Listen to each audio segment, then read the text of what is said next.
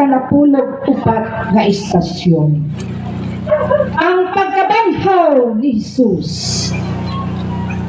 Nagasimba o nagadayeg kami kanimo o Kristo. Kay tungod sa inyong santos nga krus, gitubos mo ang kalibutan. Pagbasa sa santos nga ebanghelyo, sumala ni San Mateo. Tapos sa adlaw na ikakahulay, sa pagbanag-banag na sa buntag, sa adlaw Domingo, si Maria Magdalena ug ang laing Maria nangadto aron pagtan-aw sa lubnganan. Unya, diay kusog nga lilog ug usa ka anghel sa Ginoo mikunsad gikan sa langit. Giligid niya ang bato ug milingkod siya niini. Sama sa kilat ang iyang kanagway ug puti kaayo ang iyang bisti. Nangarog ang mga gwardya tungod sa hilabihang kahadlok ug nahimong daw mga patay.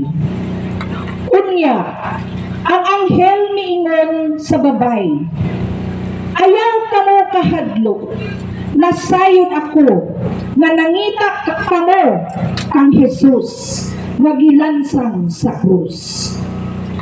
Wala na siya dinhi, nabanhaw siya, sumala gayud sa iyang giingon.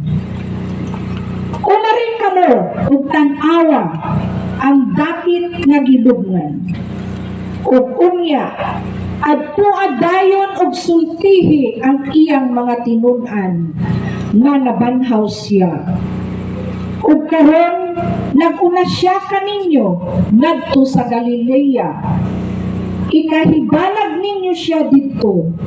Hinumdumi ang akong giingon kaninyo. Busa, midali sila pagbiya sa lubnganan nga nangahadlok. Apan nangalipay kung nagdagan sila aron pagbalita sa iyang mga tinun-an.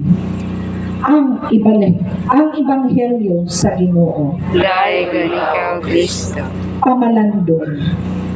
Ang atong kinabuhi sama kang Jesus, ang Diyos nung magtutudlo. Naglakaw kita latas sa daghang mga pag-antos o mga pagsulay aron mudangat sa himaya.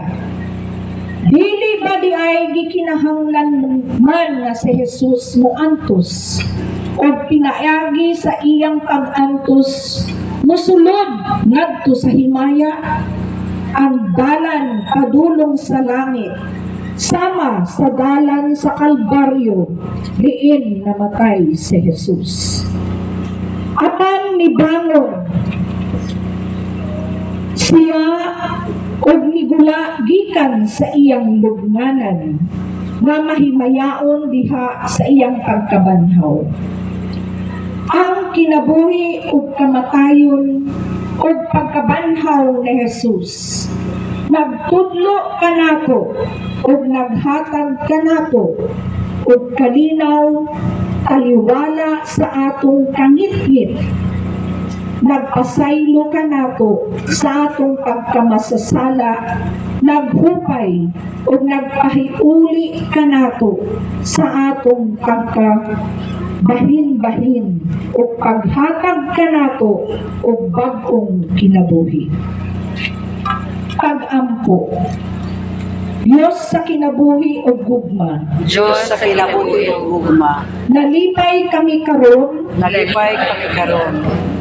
tungod kay si Jesus na banhaw. Tungod kay si Jesus na banhaw. Ug nagsugod siya pagbanhaw kanamo Kung nagsugod siya pagbanhaw kanamo. diha sa pagbunyag. Diha sa pagbunyag. Ihatag kanamo Ihatag kanamo.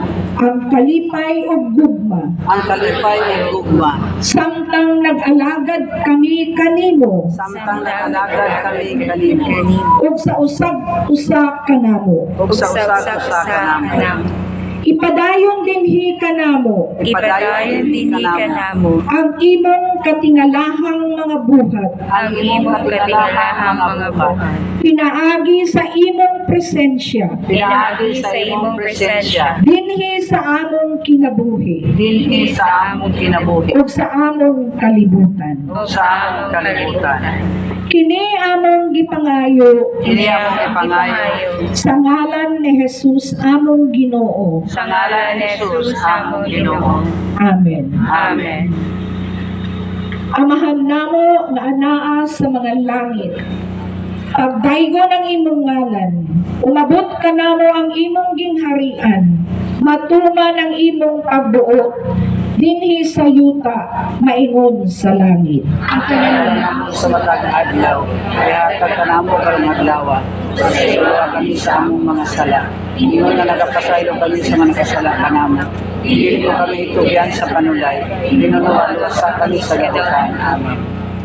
Maghimaya ka Maria, puno ka sa grasya, ang Ginoong Dios manaa kanimo, bulahan ikaw sa babaeng tanan, o bulahan man usab ang bunga sa tiyan mo nga si Jesus. Santa Maria, inaan ka sa Diyos, ang puno kami sa sala, puno sa oras ng may kamatay. Amen.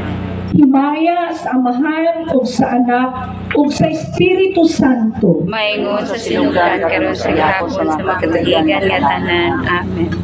Sa ngalan sa Amahan, sa Anak o sa Espiritu Santo. Amen.